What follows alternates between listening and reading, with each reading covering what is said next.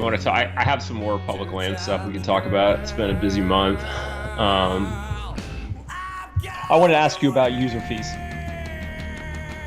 uh, because I thought that was a really interesting conversation, and I've actually had a follow-up conversation on that after we talked about it. All right, so stay close together, you guys. Don't drift too far away from the mic. I mean, especially when you're talking. You don't have to stalk it the whole time. But okay, here we are. We're back from the shadows. It's been a while since we've recorded. This is Hammer Factor 58. I'd like to start off by introducing my co-host, former North Fork champ, Lewis Geltman, Island Crossing expeditionist, John Weld. We're back at it. How's it going, boys? It's good. We cannot go this long without recording. I know. We definitely had a lot of messages. A lot of that's my fault. I've been super busy. We did Float Life Fest, which I can tell you guys all about. It's the largest one-wheel gathering in the world. Wait, what? Basically, this is at the end times. That's what I'm seeing. Just a minute ago, you were telling us about how all the water you guys have down there, and you're out one-wheeling? Well, I was filming and doing media work for it, but it was pretty incredible. There were 300 one-wheelers that got together here in Asheville, North Carolina for a weekend of one-wheeling, riding, and music and camaraderie. How many Sprinter vans were there, do you reckon? Oh, God, some of the pimpest vans you've ever seen in your life. What was the ratio of one-wheel devices to Sprinter vans? That's a good question. But there was it was not just Sprinter vans. There were kind of old VW, pimped out buses you'd take to a car show. People brought their own generators and satellite dishes, and they were watching South Carolina football on a giant screen, and it was pretty incredible. I'm imagining it's a bunch of dudes in their 40s and 50s. Is that about right? White dudes, a lot of cargo shorts. It was that last year, but this year it's we had a juniors class in the freestyle competition. I'm telling you, it's a thing. It is a How thing. Are they charging these one wheels? I'm picturing a big field, and 8 hours later, a bunch of dead one wheelers. Well, that's why they have two one wheels. So when one's charging, they can be one wheeling on the other one. So, but anyway, there's power on the site at Deerfields where it's at, and literally, there'd be 100 one wheels. Circuit breakers are popping left and right. but no, it was really. We're joking about one wheelers, but to the normal culture, we're sitting here talking about whitewater kayaking. So, I'm not sure we really have a leg to stand on, but. Anyway, that was one thing I've been doing, and then it's obviously that comparison. Then it's obvious it's green race season, so there's a lot going on there. You guys, I'm sure, have been sleeping in until about 10:30, 11, getting up. And, there's no water in the rivers there, so what are you doing? Nothing. It's gorge life. Obsessively checking. Circling between Wonderground, the Cliff Mass Weather Blog, the National Weather Service narrative forecast discussion, the climatological predictions on the NWS website. You're you're at every 60-day forecast. Well, maybe we should get a weatherman on next episode to see if it's ever going to start raining out there. That'd be cool. I wonder if Cliff Mass would come on. Oh, that'd be a good one. Well, it's full hysteria here in the green race. Rush is coming back out, so that ought to be good fun. So, and man, I got to give hats off to to the bigger names people who come to the green race, because you come out here and there's a chance you're going to get beat by a 17-year-old Chris Hall or Bernie Engelman or people that you have no idea who they are. You know what I mean? It's kind of like laying it on the line because you only get one chance. So anyway, my hats are off to Rush or anybody who comes out and lays it out. It's not like you get to redeem deep yourself. field. You might get humbled for sure. Exactly. You know, there's a deep field. Conspicuous absence, I should point out. Isaac or DeGille? No, we'll get to her in a minute. Who? Well, Noria. Yeah, Noria's not coming to the green race. We will have to talk about Noria. We had some good messages come in on our show with Noria not too long back that we haven't covered. I don't believe we've covered them yet, have we? I don't think so. Anyway, it's like, you know what it's like here in Asheville, North Carolina? I was thinking about this. It's like... Can John and I take that one? I'm just gonna go grab a cup of coffee. It's like, have you seen Rocky movies where he's like in there beating on like a dead cow in the freezer, like getting ready for like the big fight? You guys know what I'm talking about? Like that Rocky like scene. That, but like a drum circle. Dude, there's a line at the butcher. Oh, shut up. There's like a line at the butcher shop. It's like the training scene and like, I don't know what it's like. It's like Yoda like teaching Luke how to like, you know. You somehow melded the green race into your wrestling days in like an 80s movie. Oh God, dude, it just has eaten me up. And then, so just cut me off if I start talking too much about the green race. And then, we're done. So I come out, you know, I was injured. I didn't kayak all this summer. And so I'm like, all right, I'm going to get my longboat out and do a lap. And oh my God, dude, I was crashing into everything. I think I told you well, I PT my brains out and just like, it's just been tragic for me. So luckily I don't have any bets going on this year, but it's going to be a crazy year. Can I ask you a quick question? Are you going to beat Rush? It's going to be hard for me to like crack the top 30 or 40 this year. So no. Rush is going to beat you in this one. Well, I mean, if he paddles into a pile of rocks, if he keeps from doing that, he's probably gonna get me. But I don't know. I think we're gonna have like 15 people in the junior class this year, which is pretty exciting. That's awesome. No, it's off the hook. But I won't. How did me and Weld get in on the Calcutta without tipping you off to any dark horses? Is what I want to know. There's no way to do that. But you know, if you want to do like I think we're going to do a live Facebook bidding on racers this year. So for the Calcutta. So if you guys want to get in on that, you can get in because we've started this new thing, and I got to give a huge shout out to Mark Hunt. This is real stuff, not just me talking about like Rocky movies. But we've started this thing, and Mark Hunt has really helped head this up. So at the green race, you have like NC Wildlife, which helps like maintain the trails. They redid like I don't know how many tens of thousands of dollars it took for them to redo the trail in and out of the green. They did that fully on their own.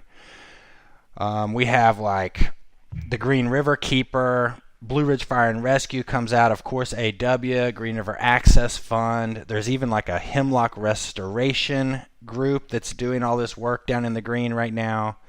There's just all these community partners. And so what we're going to do is we've started this Green River Conservation Program. So basically each year, racers, because it's a free race to enter, they can donate however much money they want, and they can get their fans, supporters, family, whoever to match their funds or however they want to do it. There's a link to all of this, and it's just going up on the Green Race Facebook page when this podcast goes live.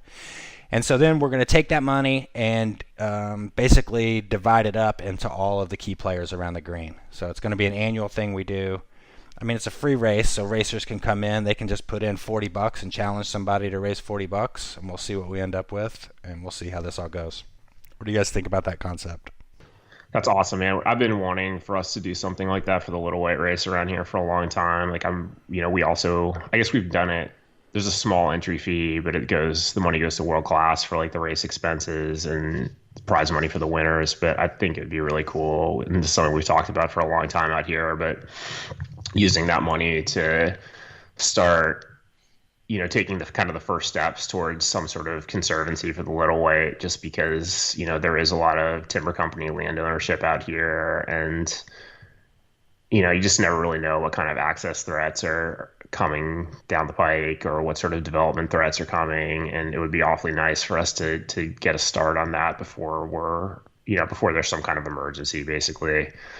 So I think it's our hope that we'll raise some money and maybe send that money back to AW to do some Little White focused kind of groundwork laying for, maybe it's something where we need to buy conservation easements down the road, or, just making sure that this place is protected for the long run, and we're not just kind of taking it for granted.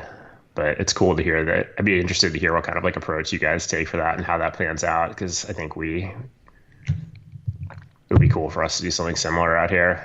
We're going to see how, it'll have kinks this year, but we did a little bit of it last year and raised some money. And so we've kind of got more of an official roadmap, and, we've named it the GRCP, Green Race Conservation Project. So we'll see how it goes, but there's just so many.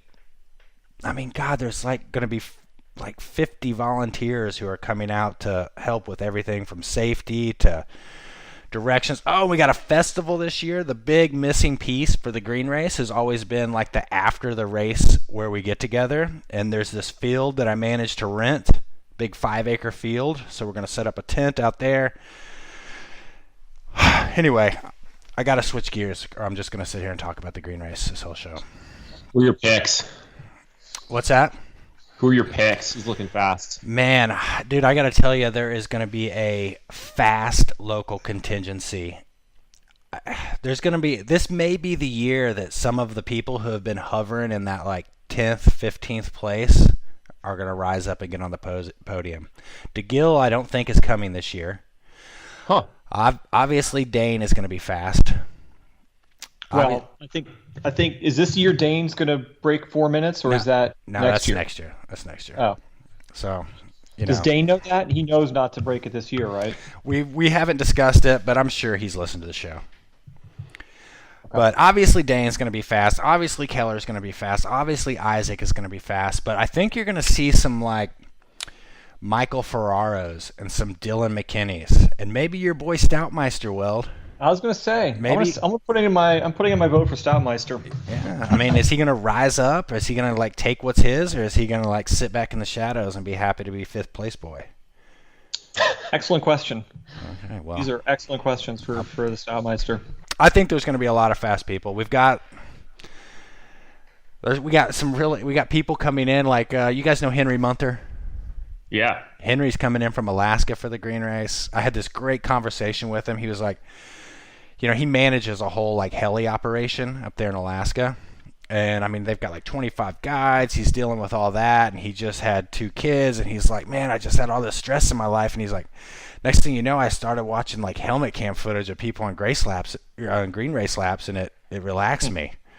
And he was like, it's the only thing that relaxes me. So I was like, you know what? I'm going to race next year.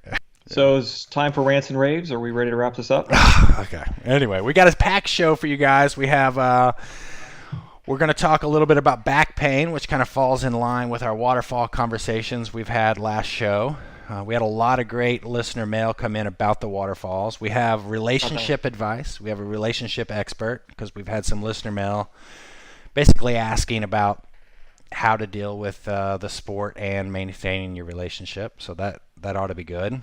We have a physical therapist, Liz Cook, to come on, who is going from Blue Ridge Biomechanics, who's going to come and talk about back pain and maybe how to manage it a little bit. She is also a paddler. Oh man, what else we got on this show? Let's just get right into it. What do you got? What do I got? I don't know. What do you want? You want to talk about the stuff that's on the list, or you want to talk about I don't know. There's all sorts of stuff going on, man. You guys want to talk about the roadless rule for a minute? Go for it. Are you familiar with the Forest Service roadless rule? I've never heard of it. So this was something that wait a second. This is certain places you can't make a road on public lands. That's right. So this was finalized in 2001, basically at the end of the Clinton administration, and it protects basically inventoried roadless areas on national forests. So when when this rule was finalized, the Forest Service went and they inventoried for the places that are a certain distance from roads on national forest lands, and it protects those inventoried roadless areas from new road construction and really intensive logging. And it protects like about a third of the national forests, and it's super important because basically it's like in a lot of ways it's one of the best sort of management regimes for our sports, because you get, you know, really good conservation protections, but you can still ride a mountain bike there. It's not wilderness. So it's this really important protective tool for, you know, water quality, for wildlife habitat, for conservation values, and it does really good stuff for outdoor recreation. And, you know, this rule got super heavily litigated after it was finalized, and 2 states have petitioned the Forest Service to create sort of special versions of the roadless rule for their states. Idaho did it and Colorado did it. Both of the state-specific rules turned out pretty decently. The Colorado rule might even be more protective than the national rule is. And, you know, for a long time, especially in Alaska, you know, development interests, timber interests have been pressing to, you know, roll this thing back in one way or another. Lisa Murkowski, the senator from Alaska, has for a long time tried to roll back the application of the roadless rule to the Tongass National Forest in southeast Alaska. And Alaska has now petitioned the Forest Service to develop an Alaska-specific roadless rule, and the Forest Service accepted that petition, and they are developing an Alaska-specific rule. The comment period for scoping for that just closed October 15th, but there are going to be more public input opportunities as this kind of goes along. And Utah now is taking sort of early steps to go in that same direction. So our expectation is that probably spring of 19, Utah will petition the Forest Service for a state-specific roadless rule, and the Forest Service, you know, looks like they'll probably accept that, and there will be, you know, over the course of several years, the development of a Utah-specific roadless rule. And there are a ton of really high-quality recreation zones in Utah roadless areas, so this is something that has the potential to have a really big effect on recreation opportunities on national forests. And, you know, I think it's been a little bit, the Alaska one's a little tough for us because it really is, you know, the Tongass is pretty remote, so it's hard to sort of leverage specific identifiable recreation zones to protect the roadless rule. But I think we'll be able to do that hopefully pretty effectively in Utah, just because there are so many places that people know and go and get rad, and we'll hopefully be able to help rally those people to stand up for this roadless rule. So, you know, I think it seems like, you know, the intentions of the state of Utah are pretty bad. The intentions of Alaska, I think we know pretty well, which is to log a bunch of old growth in the Tongass. But, you know, experience has shown that when the outdoor recreation community really rallies around this stuff, you know, we've gotten good results in Colorado and Alaska, even though that was quite a while ago now. You know, when the Colorado roadless rule got promulgated, I think it started under a Republican governor and a Republican administration, and it ended under with a Democratic governor and a Democratic administration. So that might have had something to do with how well this thing turned out. But this rulemaking is going to go on for a while, so maybe we'll have a different administration by the time it's finished, you know, an administration that's a little bit more hopefully attuned to conservation. So I think we have an opportunity to make a difference on this thing. And we have some cool maps if you want to check out kind of what's in these roadless areas across the country. There's a map of different public land designations and some recreation resources, including all the rivers that are in AW's river database. That's all up on the Outdoor Alliance website, so check it out if you're interested. So I have 2 questions. First, if you don't live in Utah, do you have any input on this? Yes, absolutely. National forests, they belong to all of us, no matter where they are. I mean, I own just as much of a stake in a Utah National Forest as a person in Utah does. Then how come Utah can make a state law that affects that national? So it's not a state law. Utah petitions the Forest Service, and the Forest Service does the rulemaking. And for sure, the federal land management agencies are super deferential to the states, to the locals. And, that's in a lot of ways as it should be. But we all have a stake in this as well. So the second question is where do the one-wheelers stand on this? And have you gotten them together on this issue? I have not reached out to the one-wheelers. I guess I could only speculate as to their attitudes regarding roads. Right. But, maybe as one-wheel technology advances, it'll be important to preserve some challenging one-wheel terrain for the future, including roadless areas. What do you think about e-bikes?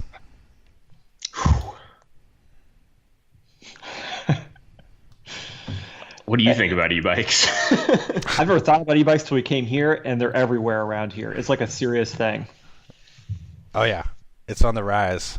I mean... Yeah, I know IMBA spends a lot of time thinking about what appropriate regulation of e-bikes looks like. I mean, I think if there is a place to ride e-mountain bikes, it probably is places like Post Canyon, like our backyard trail system here in the gorge, where it's, a lot of trails that look like they could have been built by pavers in the middle of clear cuts. Yeah. It's like, if you're going to ride an e-bike, that seems like as good a place as any.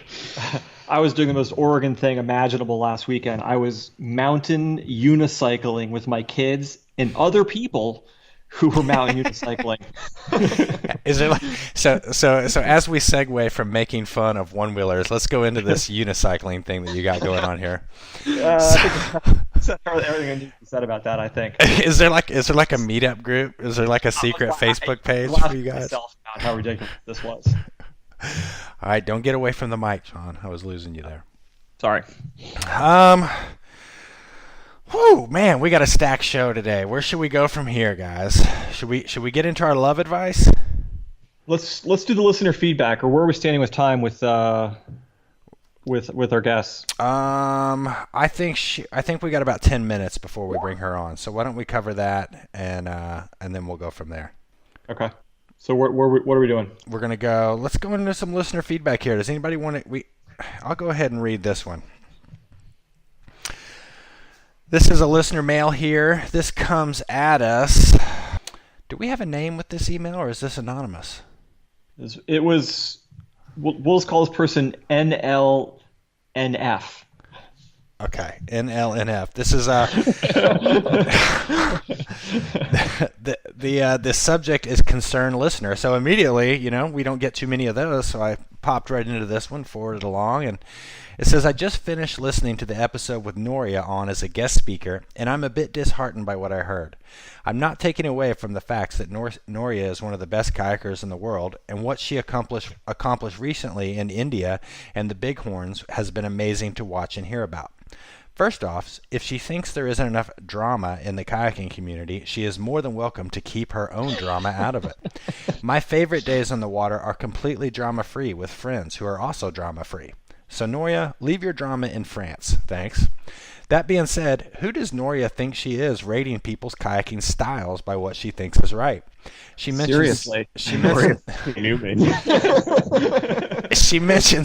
kayakers taking round strokes. I think I understand what she means by this, but coming from someone who is well seasoned in kayaking in the Southeast, if we take vertical strokes all the time, we could catch our paddle on rocks. Wait, can I just pause this for a second to say this is the point at which reading this email, I thought that this was somebody writing in tongue-in-cheek. Please. Yes, vertical strokes are faster and more efficient, but we need to work with what we have. We have manky drops with not much water. You know what? I'm not going to let whoever this is speak for the motherland out here. All right? It's rained 110 inches. 110 inches of rain on Mount Mitchell this year. Anyway. Tell me you didn't read at this point and think it was just somebody writing in taking the piss. Hey, I'm just here for the Hammer Factor listeners, all right?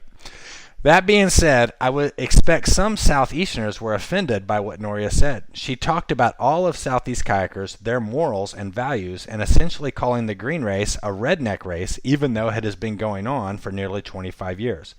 If I was her, I would be scared to come to the green race too, for a multitude of reasons. After all, we saw what happened to Rush. Right. Sincerely, no longer a Noria fan. And I would add no longer a Lewis fan onto that.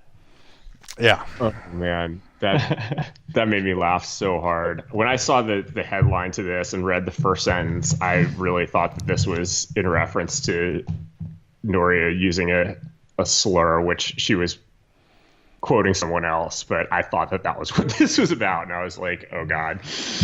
Was that the gay comment or something? Pardon? Was that the gay comment you were talking about? Yeah. That was what I assumed this was about, and then I thought that it was just somebody writing in tongue-in-cheek, and then all of my prejudices and stereotypes about the Southeast were proved to be true. It was a real tour de force of an email, I thought. So you're a succubus elitist too, Gutman, huh? Absolutely. That's right. All right. Well, you know what? Stay on your side of the mountain, son. In Noria's defense, I think I egged her into that style comparison discussion. I don't think that was her idea. She was forced into that. Also, who more qualified to do it? True. I've been thinking a lot about Noria. I'm beginning to really harden my thought that she is the best kayaker in the world right now. When you look at the breadth of someone who's world champion, winning world championships and running Sight Z, that's an enormous piece of bandwidth in terms of kayaking, to use a cliche. You're such a fanboy. Whatever. I had a lot of people comment on the Noria interview from around here, and they definitely had some things to say, but whatever. I thought it was entertaining, personally. She'll be at the green race. She can't stay away. You know what I mean? It's like she can't stay away. She's sitting there thinking about it right now. Maybe she's thinking about you. She's not thinking about me. She's thinking about the green race. We'll have to get anyway. Should we go through a couple more listener mails here? Brownie Lyles writes in, "Spot on, boys. Don't change a thing about your show." Brownie, you're hired. That goes into on the list of favorite names writing in, by the way. Yeah. Brownie has two boys named Stokes and Banks as well. Really? Yeah. You know this guy? Oh yeah. Message. This comes from Scott Shepard. This is he's sort of in love with Lewis here. Hey guys, really dig the show and very much appreciate the effort it takes to put it out there. As someone who tends to bury my head in the sand to avoid the horrors of today's political climate, I wanted to give some props to Lewis for continuing to present important information to a bunch of attention deficit kayakers. We may not want to hear these things, but we need to hear them. It was Lewis that finally got me off my ass to join and give money to AW. So thanks. There you go, Lewis. Man, we got some good ones here on waterfalls. Oh, man. Do you want to go into some of these while I patch Liz on here? Because this will be a really good segue into talking about back pain. Well, we got... very few segments we've done has gotten as much listener feedback as the waterfall shows we've done. I guess there's two of them we could say, right? And I think, I kind of feel like the general consensus is that the listeners can't quite put their finger on it, but everyone seems to sense there's something different that happens at 100 feet, where it's people are really scratching their heads to figure out if this is still part of kayaking and if it's really something that sensible people should do or not. And I think every email we got reflects that in some way or another. And I'm going to take an opportunity once again. If you're writing into the show, you have to understand how many emails we get and how we have to condense these things down. Please try and get these things down to like a couple key points that we can get, because some of these were literally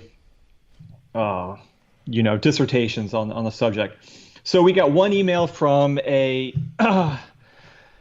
wanted us to really sort of protect his identity. And let's just say this person is in the military and has experience has done some training in what he calls risk management. And basically, he says, according to his training, that they talk about a risk index where you start with a basic level of risk, and then through skills you mitigate that risk to a point at which you can make a sensible decision on whether if you're going to do this thing or not, whether you're jumping out of a plane or running a waterfall or whatever.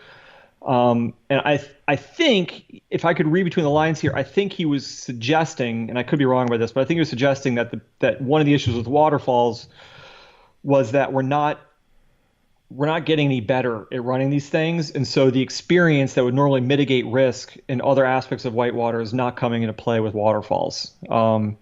And I would happen to agree with this. I mean, I keep thinking about this in the sense that if you look back for the past 20 years, the people running 100-foot waterfalls were not getting any greater success rate. And maybe it's because we need better boats or better equipment, but whatever it is, we're not doing it. I disagree. Okay. Well, anyway, I think so. To stay on this person's point, I think he was saying that many things that you can mitigate the risk through experience, and there seems to be running waterfalls, it dislocates a little bit there. What's your thoughts, Lewis? Yeah. I don't know. I mean, I guess I just being in a zone with a lot of waterfalls and seeing guys running, coming through here on serious waterfall tour. And I mean, just going from, like the frequency with which Matlaco started getting run, or, just watching the control in the air and the ability to make pretty fine adjustments to bow angle of the best guys in the game doing this. I mean, to me, I see it and I'm like, that's really impressive and hard to do. Like, just making really subtle adjustments and sort of mixing of techniques, and I don't know. I guess I see it and I'm impressed. And I mean, maybe we're talking about in the 60 to 80 realm, and things start changing again once you get, north of 100. I mean, I think to clarify, I think that's what most people who wrote in were keying in on the 100-foot mark. Yeah. I see what you're saying, Lewis, but even the people that are doing everything right are still breaking legs, breaking backs, breaking faces. Well, I think you got to take the two broken legs I can think of were like EG on Puma and Shredward on Alexandria. And I think both of those situations, the problem is the boat. I think those guys were paddling boats that. Well, how come they didn't know that? Well, I think. Why would they be like, I have the wrong boat for this waterfall? I think Shredward did know that and ignored it because it was a boat that had already been folded. And EG, maybe that was the first time that it happened, or I don't know. I think there's a lesson to draw from that, but I'm not sure that the lesson is this whole thing is just a dice roll and that's that. All right. Well, moving along, Patrick Smith is a friend of mine back from West Virginia. He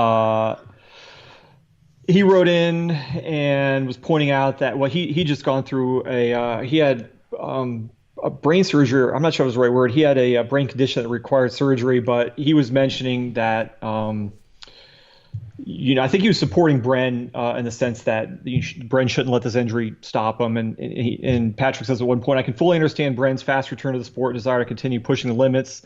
Since surgery, I progressed my paddling more than expected with successful runs in Sheet Canyon, Lower Gauley.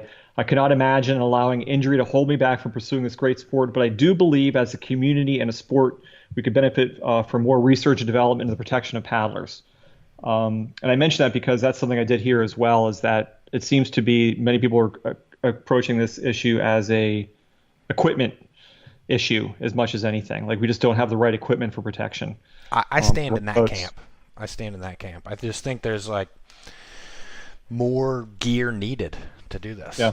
It's not like your normal rip down the river. Erin Clancy wrote in.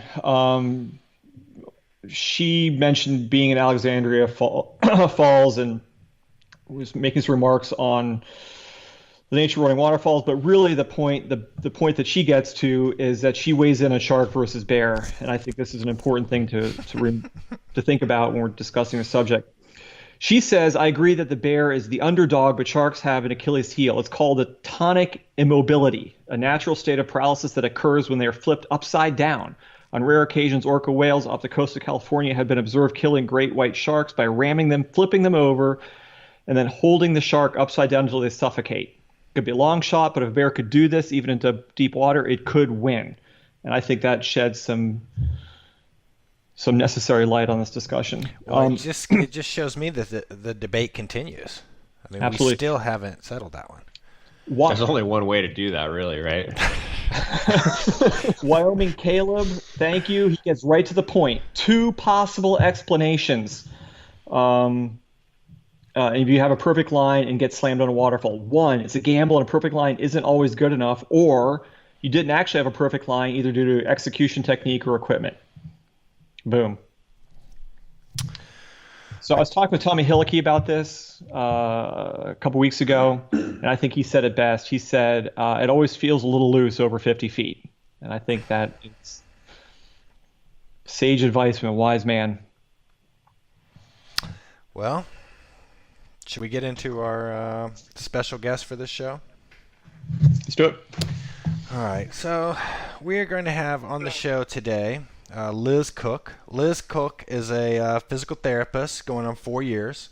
She started in central Kentucky and basically moved her clinic closer to outdoor athletes, whitewater kayakers, canoers, mountain bikers, and trail runners, which brought her here to Asheville. She's been paddling for a long time, and pretty much since she knew, and she's worked with several different people through not only back pain but shoulder pain and several different things through the years. And let's see if Liz is there. Liz, are you there? Yeah. Hey guys, how's it going? Good. Howdy. How's it? Well, welcome to the show. You're on with John Weld and Lewis Geltman. Can you see them there on your video monitor? I can. How's it going, guys? Good. How are you? Thanks for coming on. So, Liz, I did a brief introduction there. What is something that maybe people don't know about you, or some little kind of fact you can share with our listeners? For a period of time, I couldn't really. I had a stomach issue where I couldn't even drink water for about 2.5 months, and so I understand what it's like to not be able to do what you need to do. I was kind of down and out. That's a condition? Now, Death. And so having somebody that knows and understands what it's like to be on the other side of the table, to not know what's going on with your body, to try to figure it out, and to looking for solutions, it's really helpful for me to know, because I understand the fears, the emotion, the frustration, the aggravation it is to not be able to do it, to not be able to get back, and then to not have anybody understanding what's going on with your body. Sucks. Well, that just made me thirsty. So, Liz, tell me about Blue Ridge Biomechanics. Is that your business, or do you just work there, or what is that? It is my business. I was working for other people, and I didn't really have time for people that I thought I needed to have for them to help them get better the best I could help them. And so I said that I was going to go off on my own. I took the leap. I now have this business up and running since January, and it's rocking and rolling. This community has been great, and I've been able to help a lot of people how I think it should be done, and people have gotten better quicker and faster from it. Killer. So one of the things we want to talk to you about is back pain. So let's just get right into it. Why do kayakers have back pain? Have you looked at the seats? It's terrible. Oh, this could come back to outfitting. We're talking about this later in the show. Yeah, the outfitting is pretty poor. There's a lot of things that can be done even just with the outfitting. Typically, as kayakers, we don't really cross train. We just like to go kayaking, myself included. And so we just sit in this position. We're sitting a lot for work, and then we go and kayak and we sit again. And the seats aren't really made for us to use our body as we should. They're not as optimal. And then we decide to kind of crash off, bump off rocks here and there. Happens. Before we get off this, will you share your thoughts on what better outfitting would look like? Yeah, so whenever, let's just have everybody scooch to the back of their seats and relax. Everybody relax back in your seats.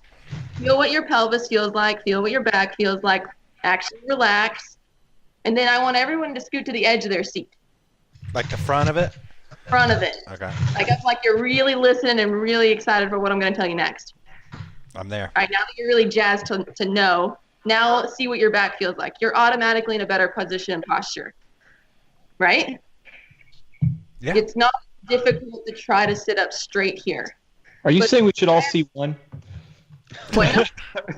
Are you suggesting we should all kind of see one? No, that's terrible for knees. I don't think my knees would be able to take it. But if you have your seat less scooped out and you actually build up where your tailbone is a little bit, it'll shift your pelvis forward. So your belly button will come more towards your knees automatically and not have it be where your back has to do it. It's a positional change. So if you wedge underneath your tailbone, everybody relax back in and then sit up straight on the edge again and see those two differences within it and feel what you actually feel like you like better. You'll probably like where you're positioned a little bit more forward and you have a forward tilt of your pelvis. This helps your core actually activate better than if you're sitting back in this seat. Your core and your body, including your hips, like all that stuff protects your back. And if those aren't on, because you're sitting back into the seat, this scooped out seat, then it's not going to be there protecting your back. So how does that relate to your ideas on outfitting, Lewis? I don't know. I guess I'm trying to wrap my mind around how I would achieve that in my boat. Like I'm tracking that. I'm tracking what you're saying, but I want to have better posture in the boat than I do, but it's like maybe making some adjustments like with foam to like right where your tailbone is instead of focusing on building it up underneath you in the front so much. Yeah, that's exactly right. Huh. So let me ask you a question, somewhat related. Back in the day, like back in the Cavu day era, there was a notion came around that when you went to boof a drop and it was high enough, what you wanted to do was kind of lean forward so that when you landed, rather than your spine compressing like an accordion, you'd kind of do a bow, you'd kind of like your body would bend forward. What do you think about that? Are we in cuckoo land or is this something that has some merit? Not cuckoo land. It has merit, but it depends on how you get there. Yeah. You get there by using the muscles to engage you to pull you forward, then that's one thing because your muscles are already on to support and stabilize your spine. Right. You're just leaning forward and you're using your hip flexors or just relaxing into that movement, then it's not really going to help you as much. And so if you get there via turning on your core, basically like doing a sit-up, then that's going to help you a ton more than if you just like lay across the front bow. So if you're engaged, if you're like actually tucking in like an active sit-up position, that's going to give you more support. Like that muscle engagement's going to give more support to your spine. Definitely. Well, if you think about it, if you have like just like kind of a stick structure and you put that forward and then you expect it to hit as you land, like for it to maintain that, or if you put like little foam bubbles around it, those are your muscles. Which one do you think is going to be more supportive to the stick structure?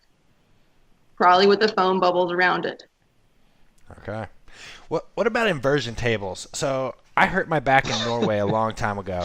Like Here we go. 2003. And I did military press in a minute. Jesus, boys, this is a legit question. I've been trying to figure this out for years. And so, anyway, I had this horrible back pain. It stayed with me for like 2 years. I tried all kinds of different stretching, working on the hamstrings, the whole 9 yards. I never actually went to the doctor, but I'm pretty sure I had like a herniated disc or something. But anyway, I was at Algie's house, my buddy Algie, and he was like, man, you should try my inversion table. It's really helped. He's like, in here, put this crystal around your neck while you do it. Don't worry about the peanut gallery over here, Liz. So anyway, so I get on this thing, and I lay on my back on the inversion table and kind of let go. Like he's like, don't go all the way upside down. It's too powerful, and all this kind of stuff. So I'm like, okay, I won't. Your chakras will come right out. So anyway, I'm like, I don't feel anything. This isn't doing anything. And Al's like, turn over to your belly. Try like laying on your stomach on the inversion table and going over. And as soon as I did, it's like, you know how when you got like that sore spot in your back and you're like leaning back over a car, or you're like just trying to like work it out somehow. All of a sudden, I felt it. I was like, oh, that's getting in there.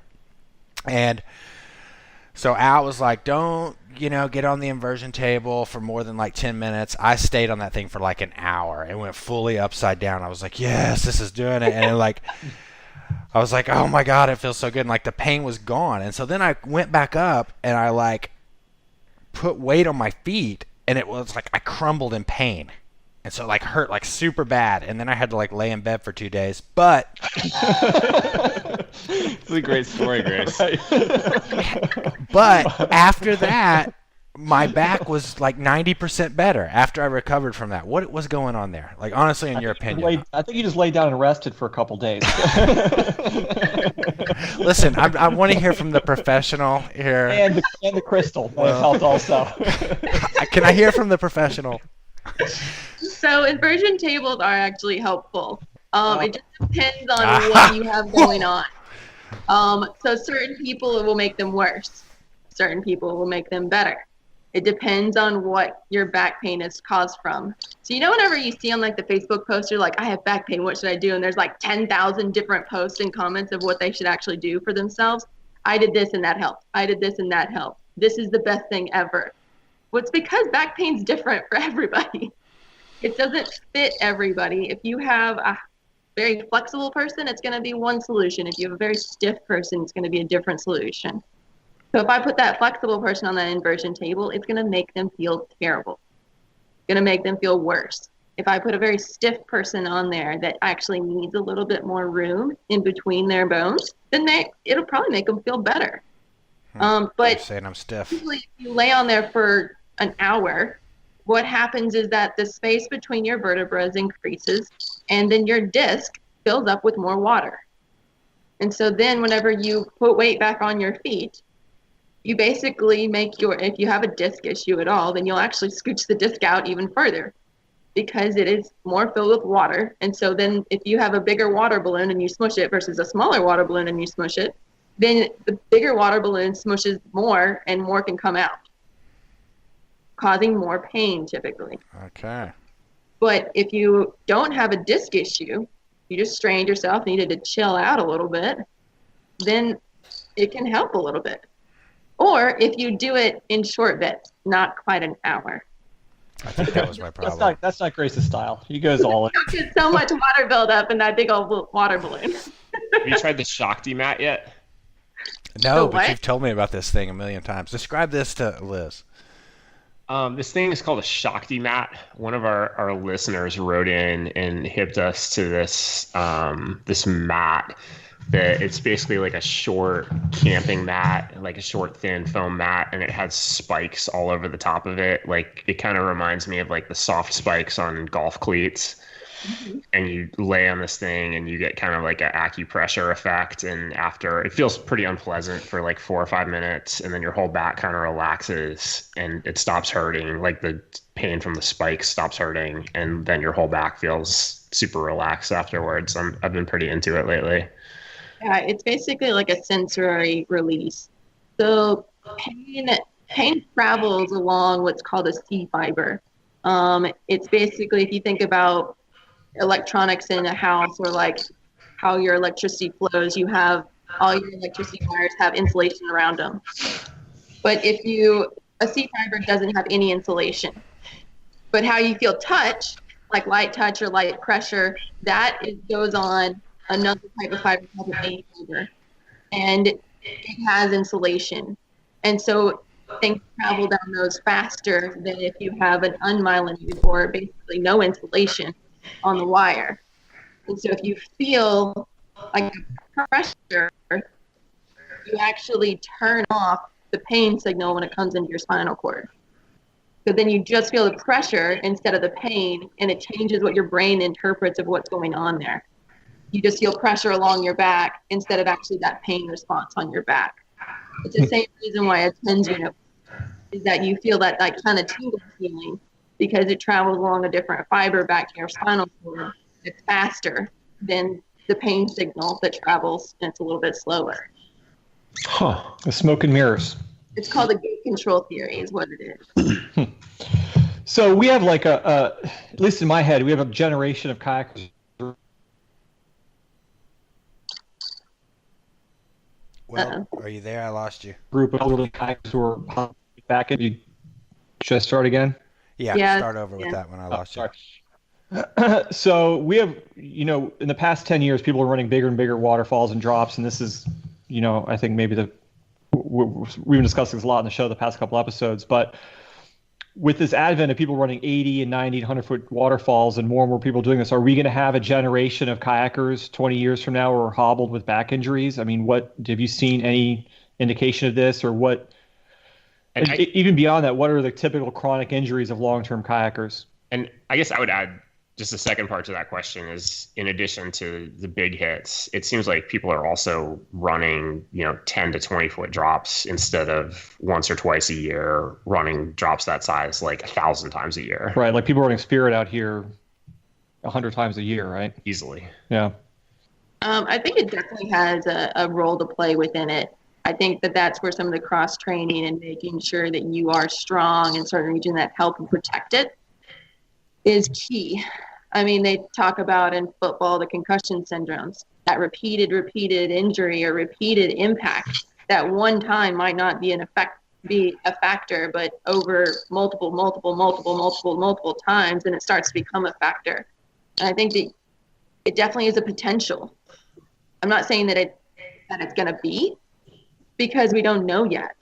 But it definitely has a potential, and you want to be strong in the other areas that support your spine, especially for off the river. So if you're going to put yourself through a little bit more punishment through running some of these drops on the river, make sure that you're doing the right stuff off the river.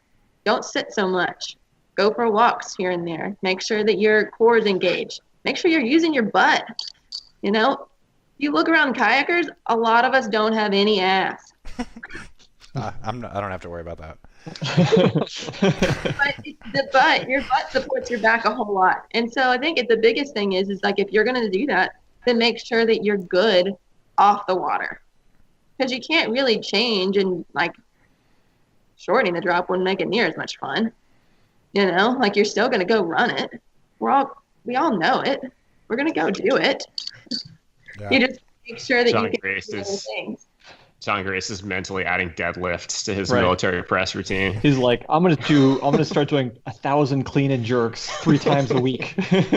Liz, we had this doctor on who said that military presses were bad for your shoulders, just like with a set of like dumbbells, like I have right here.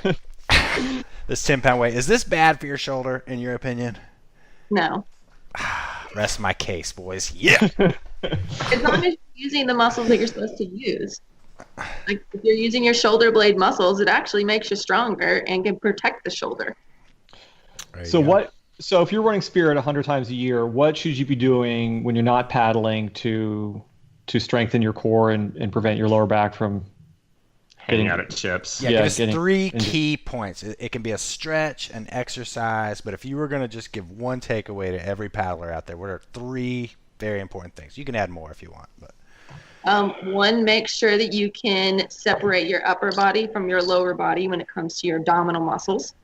Meaning, like, what's that mean? If you're going to do a lower ab exercise, you better feel it in your lower abs, not just your hip flexors or your back, because then you're doing it wrong. Okay. A majority of the people that I see come in, they're like, well, I've been working out my core. I'm like, so your hip flexors and your back. Yeah. No, that's not what I want. I want you to use actually your lower abdominal muscles. And a lot of times that means taking a step back and doing an exercise that's actually easier than what you want to do, but you actually will feel it in the right spot. Like, what's an easily accessible exercise for your lower abs? Like something everyone has access to? You can lay on your back and just tilt your pelvis back into the floor. And so it's just making sure that you can move your pelvis separately from your upper body. Okay.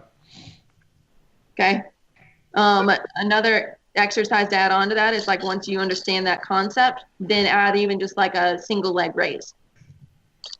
So straighten one leg, bend the other leg, do your tilt back where you're pressing your back into the floor, and then raise your other leg up, and then bring it back down to the floor, relax, reset. I do that one every now and then. And should your lower back remain in contact with the floor the entire time? It should. And you should not have your hands underneath your butt supporting it. That's where everybody goes wrong, is they all want to put their hands underneath the butt, and they're actually using their hands to support their lower abs, and then they're just using their hip flexors instead of actually getting that lower abdominal activation. We've all been taught just, oh, well, you can't do it. Just put your hands underneath there. They'll be good enough. What else? What's one more? A deadlift is a great exercise. All right. As long as you're doing it right. You shouldn't feel your back tighten up with it. You should feel your abs engaging, almost like a corset around your body. That's what's engaging, and then your hamstrings and your glutes should be working to fire, and that's what's doing your movement. And the lats should engage, and you should keep that bar pretty close, or that kettlebell pretty close to your legs. What about hamstring flexibility? Is that a big one for paddlers? It's actually, you know how many people I see with hamstring flexibility issues that come into my clinic? 5%. Really? It's mostly hamstring guarding. Their hamstrings don't actually want to let go because they're trying to hold your pelvis and hold your pelvis stability. Usually if your hamstrings are tight, there's a reason why they're tight, and you need to associate and assess that before you actually stretch. Okay. Man, I need to make a visit to Blue Ridge Biomechanics. Do you have any like resources for people? Yeah, so I post up a new video every single Monday on my Blue Ridge Biomechanics page and on my YouTube page for Blue Ridge Biomechanics. And that gives, like right now I'm going through a knee pain series. And so I'm posting up another video actually right after I get off this. And it goes over like a standing movement of how to actually activate your glutes to help with your knee pain. And I think this one's a little bit more geared for mountain bikers, but kayakers can use it too, especially whenever you're portaging, because we all step down, we all step up, and that we really put some stress and strain on our knees then.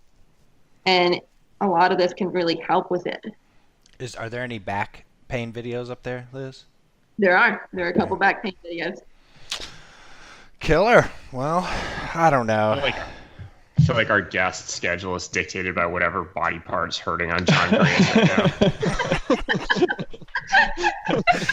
We're gonna have like a dentist on next week. Oh, please don't let me hurt my mouth going through Green Race. Well, I don't know. We are running way behind on time right now. We got to get we have a relationship advice person coming on. We have some listener mail here, and he has to be off of the show by 3:30, so we got to move to him, Liz. But thank you so much for coming on the show, and yeah, that was awesome. I have to check out those videos. Yeah, let me know if you guys have any questions. What's the website? Where can we find this? Blue Ridge Biomechanics on YouTube, or look up Blue Ridge Biomechanics on Facebook. Either one of those, or I have a website as well that has a blog that has every single one of my videos on there too. What's the URL for that? www.blueridgebiomechanics.com. Okay. There we go. Awesome. Thank you. Cool. Thank you. Let me know if you guys have any questions. Yeah. Thanks. Will do, Liz. Thank you for the time. Yeah, thanks a lot. Cheers. Deadlift, sit-ups, spirits flat. We're there. Yeah. Okay, can you, Mr. Weld, bring up our relationship advice while I see if I can get him on the show? I'm not sure how to... Maybe just read one of the questions. The first one. You know what? Let's just. Well, we keep getting these questions from paddlers asking about relationships. What's that? I'm sorry. Go ahead. No, we keep getting these questions from people asking about relationships and kayaking. honestly, I don't know why they choose us. Maybe because they know we'll find somebody who knows what the hell they're talking about. But we pull out a couple that are kind of indicative of the questions we get, right? So, what do you think? Should I read one of these out here? Well, let's go ahead here and see if our relationship doctor is on. Is our therapist there? Can you hear us? Hi there, John. Glad to be back on the Hammer Factory. Hold on a minute. Okay. All right. So we have our relationship therapist on. You've been on the show before. We didn't really know when we put this out there that you were actually sort of an authority in this area. Can you give us a little background? Well, that's right. It turns out I'm not just an expert on kayaks. I've had a lot of successful relationships. Sometimes 2 successful relationships at once. Plus, in today's climate, it doesn't hurt to be anonymous when talking about sex and relationships. Okay, well, we've had some listener mail come in here, and this one comes in from anonymous Adam. Are you ready to field this question here? Yeah, anonymous Adam, huh? I wonder if we're related. He says, what advice do you have for people who are obsessed with boating, maintaining healthy relationships, boyfriends, girlfriends, etc.? Can it all be balanced? Thoughts on couples that boat together? Is it possible to have a healthy relationship with someone who doesn't boat and still be an intense boater? Anyway, it'd be good to hear your thoughts on dating and boating and how they do and don't mix. My boyfriend once yelled at me, I bet you'd rather date your kayak. I didn't have a fast enough answer. Okay, cheers, y'all. Well, I definitely have some advice to give here. Finding balance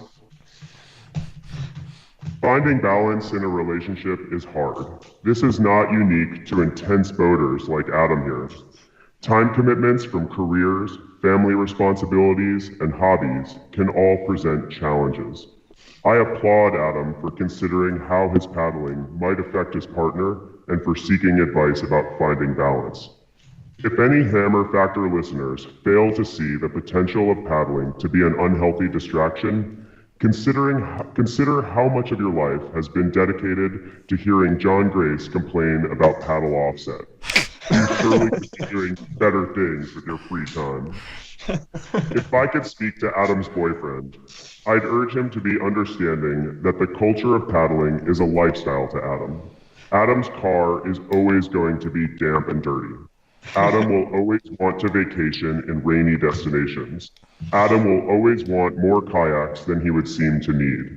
In summary, Adam is a kayaker, and kayakers make shitty boyfriends.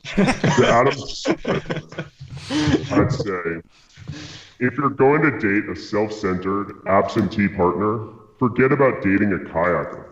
Go for someone driven by their career. A banker, a dealer, for example, will make more money, and when they do take a break and spend time with you, they'll want to include you in the fun and relax in style. Highlights of a life with Adam will include drinking warm beers with a cab driver while waiting for hours in a rainy, bug-filled jungle.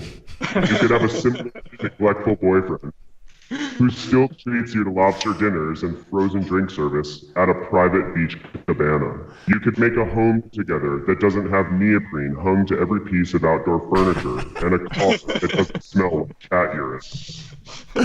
So my advice here is dump Adam and start looking for someone new. Maybe try socializing in venues where shirts and shoes are required. Well, what about some solid advice? well, what about thoughts on couples who boat together? Well, they say that the couple that plays together stays together. But in my experience, kayakers have some pretty fragile egos. Weld, how do you handle being married to a paddler that's better than you? I just eat crow. Okay. Well, who else can we help today? We have one more letter here. This comes at us from Jeff. He says, "Hello, guys. Not sure if you're qualified to give advice on this topic. It's Labor Day weekend, and the plans I had for Beaverfest fell through, but the Upper Yacht, my home run, is releasing all weekend. My girlfriend said I should go boating since she is working all weekend. Keep in mind, I went boating last weekend, and we were on the main salmon earlier in the month. Also, we gutted the kitchen back in February and are still cooking eggs on a jet boil and grilling frozen pizzas. So when she says, in quotes, go boating, does she mean go boating, or does she mean stay home, work on the kitchen, go grocery shopping, and do your laundry? If she means go boating, then I should probably marry her, right? Thanks, Jeff." That's a good one. Yeah. Well, there are 2 points I took out of this letter. First, Jeff's girlfriend is employed. Second, she urges him to go boating, even though Jeff's feeding her jet-boiled eggs and frozen pizza. This girl is truly a unicorn. I'm going to have to turn this one around again and give my advice to Jeff's girlfriend. To Jeff's girlfriend, leave Jeff. You can do that. In fact, why don't we get together to talk about this? Maybe over a full meal that wasn't prepared on a camp stove. I'd like to listen to you talk about your day working at this job you have. Why don't you drop me a line here at Hammer Factor, and we'll take it from there. Okay, that's very good advice. I'll see if I can put you guys in touch. ABRG, I know you don't have a lot of time here, but being that is, I mean, you pretty much settled it there with that relationship. Do you have any boat reviews for us? Well, it has been raining here where I live, and I've been putting in some time in some new boats. I'd love to come back on soon and talk about the 12R or this new Wakamis Prime slice boat that transforms into a creek boat. Okay, very interesting. Well, once again, I think that you've pretty much, answered everything definitively. So, thank you for that. Absolutely. Thanks, guys. And seriously, Jeff's girlfriend, call me. Thanks, ABRG. All right, well, there we go. I mean, everything from everything to everything we cover here on the Hammer Factor. I don't even know what to say. You know what? You know what we need to do? God, how do we end up over an hour? I didn't even talk about the green race that long, did I? Yes. Okay. Well, let's get right into 5 questions in 30 seconds. You guys ready? Yep. Ready. I think it's Grace Reese to Lewis, if I'm not mistaken, this episode. All right. Somebody start their clock, and we'll see if we can do this. Lewis, are you ready? I'm ready. All right. This comes from Okay. Give me the countdown. 3, 2, 1, hup. All right. This comes from Cam. The subject is eyes. Hey, Hammer Factor, are any of you guys the type of freak that has their eyes open while upside down? No, I wear contacts. Okay.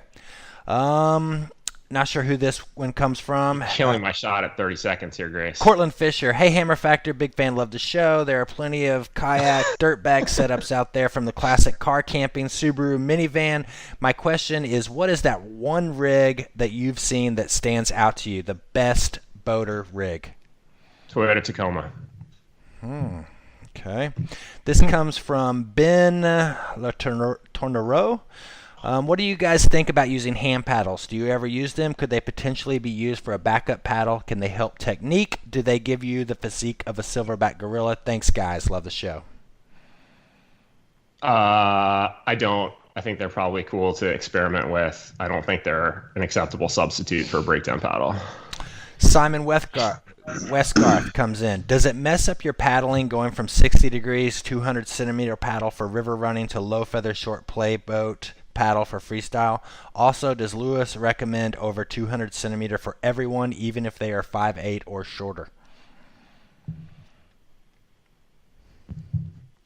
Oh, sorry, lost you for a sec there.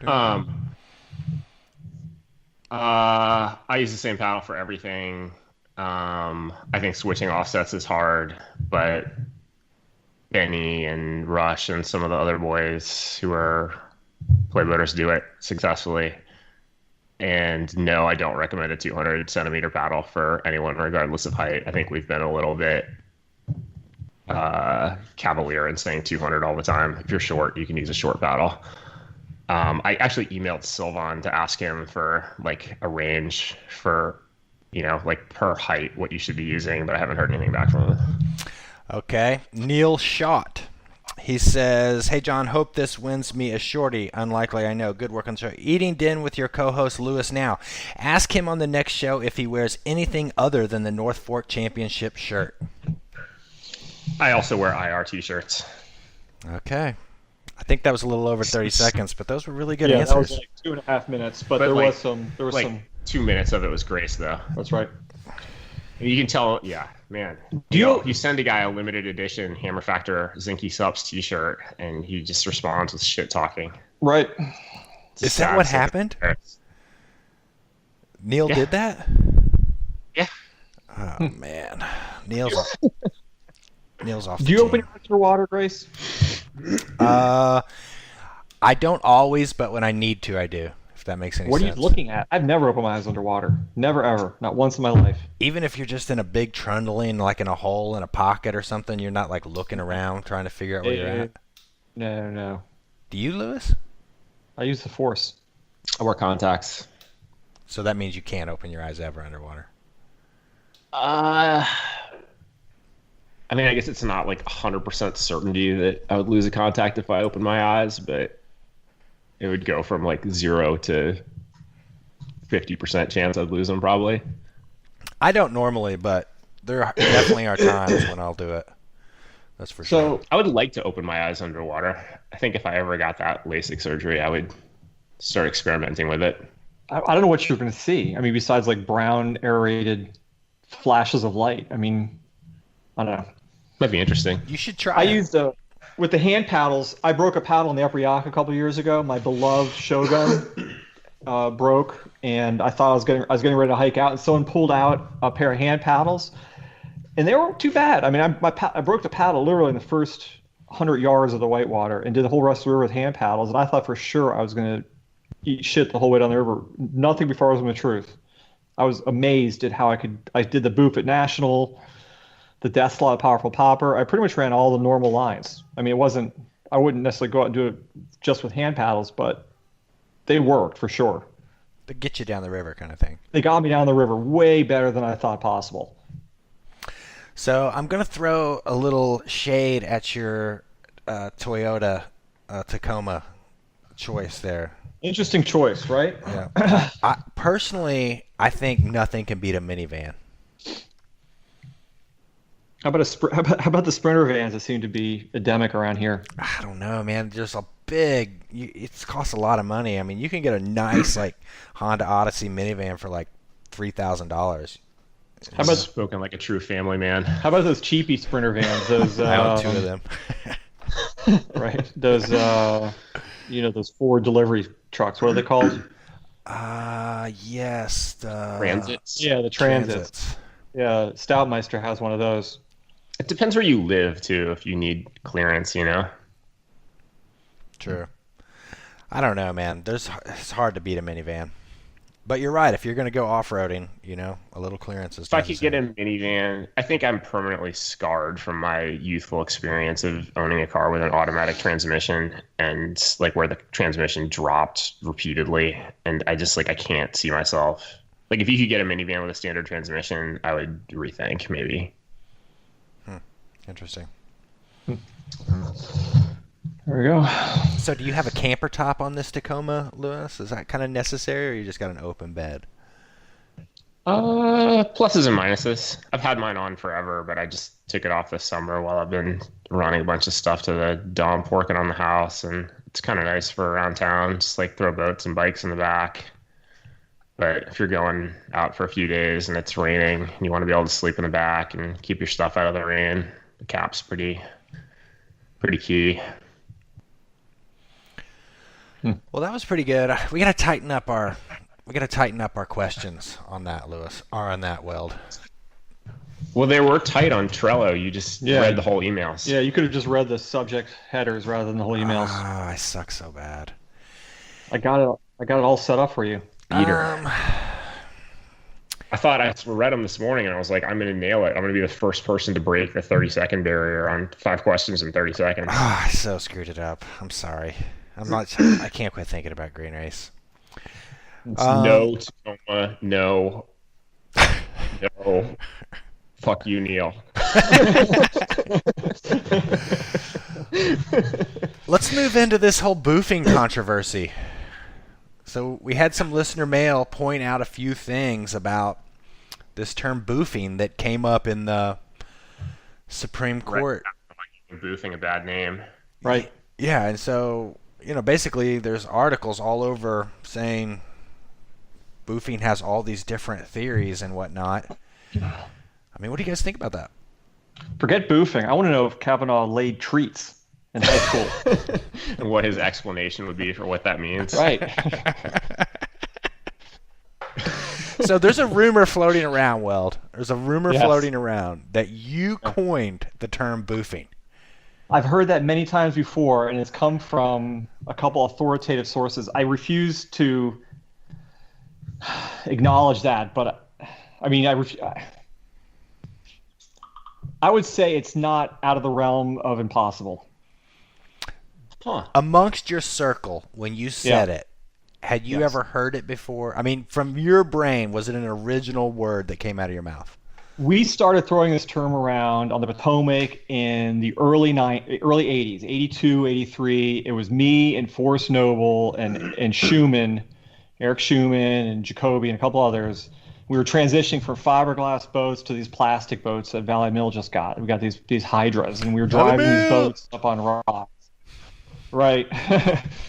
We're driving these boats up on rocks and ski jumping these things, as we call it, ski jumping. And then we started the onomatopoeia boofing. As far as I can recall, McEwen backs this theory up. I bet we're going to get a ton of people who are going to argue with this, and I'd love to hear from them. But man, I had no idea. I was sitting in such such prestigious company here. Well, I just dated myself pretty seriously. Did you? Speaking of dating yourself, there, bud. Yeah. Let's not go here. Wait. Come back around here. What do we got? Lewis. No. Look at this smirk. So if you guys don't know, if you're listening to the show, this is the first time that Weld and Geltman are in the same room, and I'm digging it, dude. Yeah? You think it's a good dynamic? I like it. Yeah? I think the new IR space is going to have a podcast studio. It's going to be like Kornheiser and Chatter. Right. We'll have to get you out here. We do. We actually rented our space in White Salmon. This isn't breaking news, because I think our partner in this broke the news, but so we have a space in White Salmon. We're going to share it with Big Man's Rotisserie, and if you're from this area, evidently everybody from this area knows Big Man's Rotisserie. The guy who cuts my hair, the guy we rented the place from, pretty much anyone you talk to knows Big Man's Rotisserie. So it's going to be a retail space, and you can come in and get a beer and get a chapati and chapati. Come on, bud. I'm new to the scene out here, and it's going to be it's gonna be awesome. So we're building over the winter. Should be up and running soon. Sweet. So what was the news? Did we have what were you getting ready to say, Lewis? I can't remember. Speaking of dating yourself. Yeah. And then it got cut off. Let's go on to the topics of conversation. All right. All right, so I have a birthday. My birthday's this week. That's all. Well, happy birthday. Thank you. Yep. Yeah. Well, Adam wants to know where the term boof originated. So I want to ask Weld a little bit more about this. Okay. So were you familiar with its Urban Dictionary definition, or had you heard anything along those lines at that time? Well, this is before Urban Dictionary. No, I know, but right. I mean, so No. I think it was pretty innocent. Or if we did, I don't know. This is going back a long time ago, but yeah, I mean the crass definition. I mean, I've never heard anybody use that in earnest. Like it's always like as a mockery of kayakers coming from people who don't kayak. Right. Yeah, I've never ever heard that term used anywhere. I mean, maybe we're just not hanging out in the appropriate circles of people ingesting drugs up their ass. We're not in the correct fraternities. Yeah, I don't know where all that came from. When that came out, it was just like, now if you're just hanging out, you got to watch. You can't just be like sitting with your boys at like a party with other people who are not paddlers and be like, "Did you boof that shit?" You can't like that. You can't that can't just be overheard. I don't hang out with anybody who's not really a paddler. I kind of realized this the other day. So it's an insular world where you can throw that term around without regret. You got to come to Float Life Fest, Weld. Float Life Fest? What does one wheel have to do with floating? Dude, it's a whole nother show. Go to floatlifefest.com, check it out. Biggest one wheel event in the world. We had over 80 racers doing a 4-mile cross country course. Just go to floatlifefest.com, dude. It's a whole thing. Trust me. Can we move on to the Iceman Championships intern? I feel like we should. If we're going to do one email, we should probably get a plug-in for this. All right. Lay it out.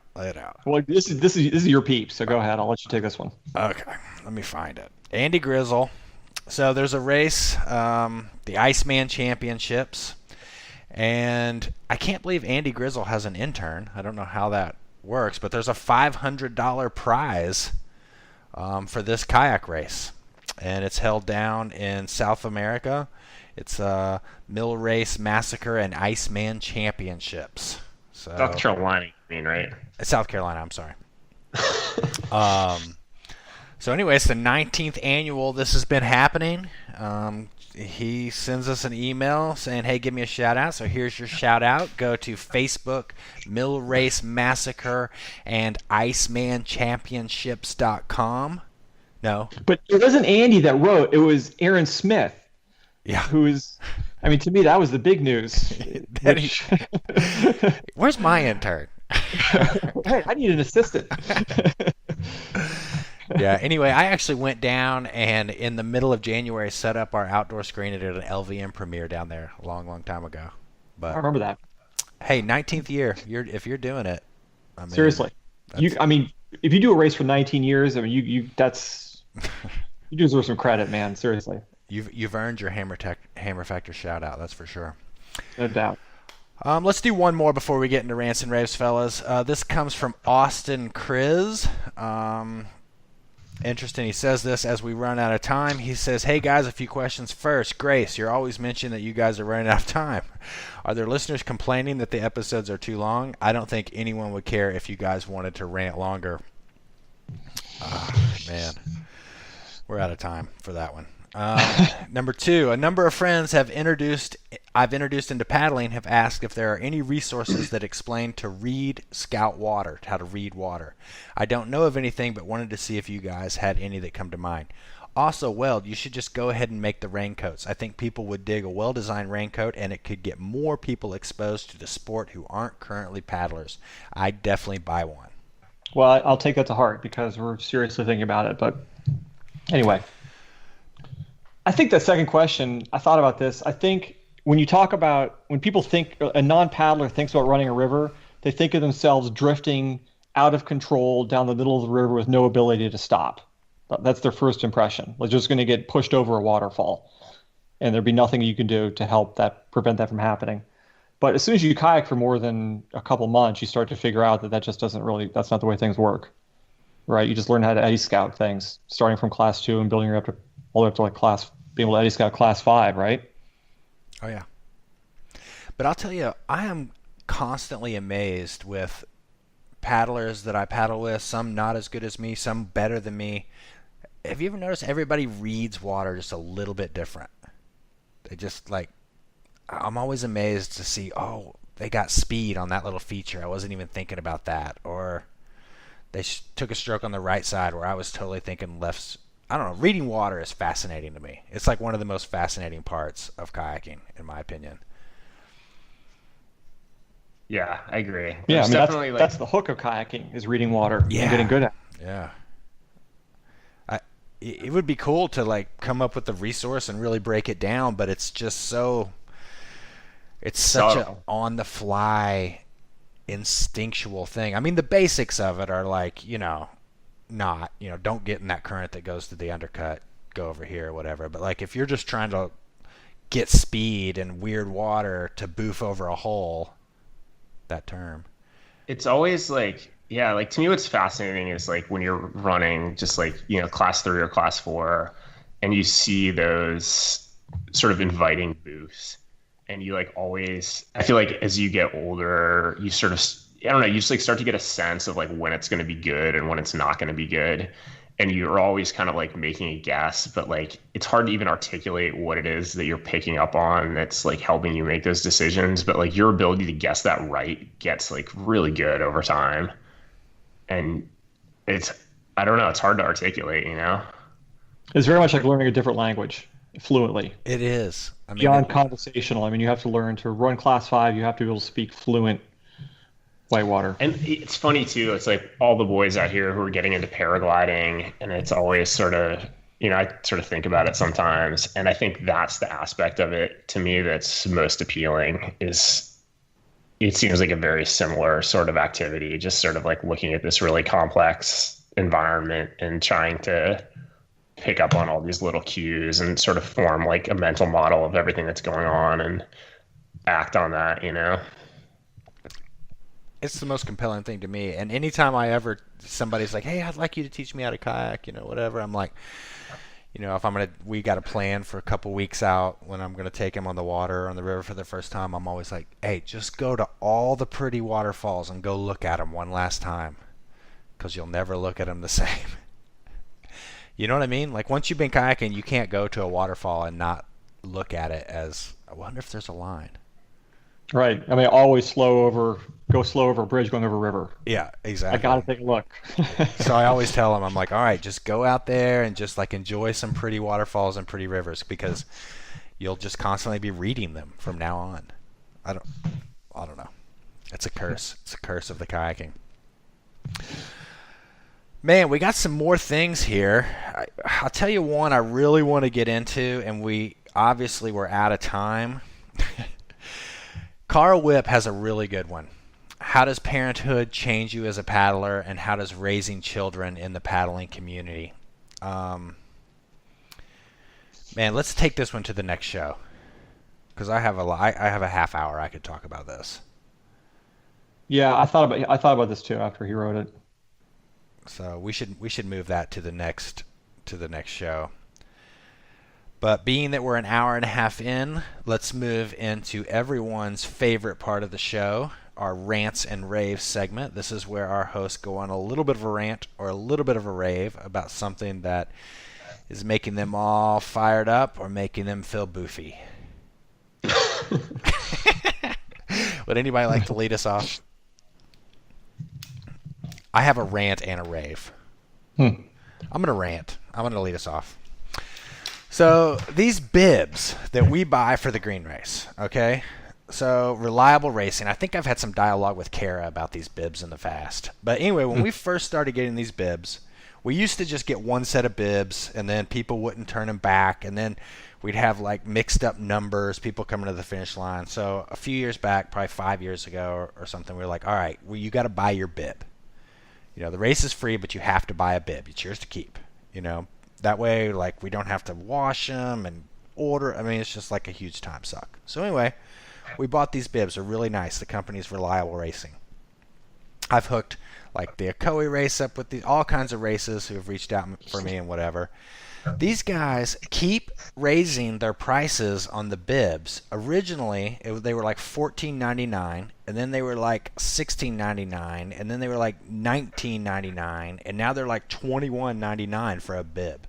So you should get into bib making, dude. I'm telling you, I bet you could make a bib cheaper than these guys, because It's getting ridiculous. $22 for a bib with a number on it? Doesn't that seem ridiculous? No. You guys. That's my rant. No. Y'all are suspiciously cheap, in my opinion. Well, anyway, I'm just... I feel like if whatever your business model is, it's making something cheaper than a product that's already out there, you should probably keep thinking. Well, if you're a bib maker, reach out to me because I would like to find some less expensive bibs. Although they're really nice and they do a good job of printing them and the whole 9 yards, but still, it's just... I'm just like swiping $3,000 on my credit card and bibs. I'm like, how did that happen? My jump off on that is not making bibs big enough to fit over a life jacket. Like, I hope you're taking that into account. I feel like oftentimes you go to a race and it's like you can't breathe because the bib wasn't made to wear over a life jacket. No, these bibs are good like that. We've got the size and everything down. They're really good. I shouldn't rant about it. But anyway. Does anybody else have anything they'd like to add to this rants and rave segment? To yours or the segment in general? Segment in general. You guys are just sitting there shaking your head at me. So. No, I'm gonna rave about the Golly. I've been missing the Golly terribly this fall. Like, I actually had a dream about the Golly a couple of weeks ago. It is such a good river. It's so fun, so warm. But, I was talking with I wasn't, one of our, Max or one of our people was talking to a rafting company, the Golly. We used to sell them wetsuits. They don't buy wetsuits anymore because it's no longer cold enough on the Golly to need wetsuits. They just don't use them. Wow. So I want to back that up with, it used to be when we had Green Race, I don't want to date myself, but 20 years ago on my first Green Race, that there were no leaves on the trees. It looked like winter. You could go back through the video. It was just brown trees, no leaves, whatever. And if you just follow it through all of the races, like right now it's still green outside. It's going to be peak leaf season. I mean, peak leaves down there. It may not even be peak yet. So that kind of goes along with what you're saying. Fall is being pushed way back. Man, that's wild. I'm gonna rave. My sister Paulina and Andrew McEwen, my brother-in-law, they just had my nephew this weekend. They just moved out to White Salmon. Super excited to have him out here and to be an uncle again. Nice. How many times over are you an uncle, Liz? 2. Nice. Well, get over there, take care of that baby, get yourself your own so you can participate in our conversation next week. I hung out with my niece for like a whole day while they were off at the hospital, and I was so exhausted. I don't know how you guys do it, man. I don't know if it's for me. Get yourself some twins, man. Can't even imagine. Well, thank you for listening. Thanks for all of the listener mail. I don't want anybody out there to think that we don't read through every one of these just because it doesn't make the show. But big thanks to everybody out there, and we'll try and get a little bit more repetition into this thing. That was kind of a long break. A lot of people commented on that, so makes it feel good, and we're going to try and do our best moving forward. Yep. Maybe we should build a podcasting studio here in White Salmon. That'd be kind of fun, huh? Yeah, do it. I can hook you up. So, either you guys coming to race? No. Thanks for listening.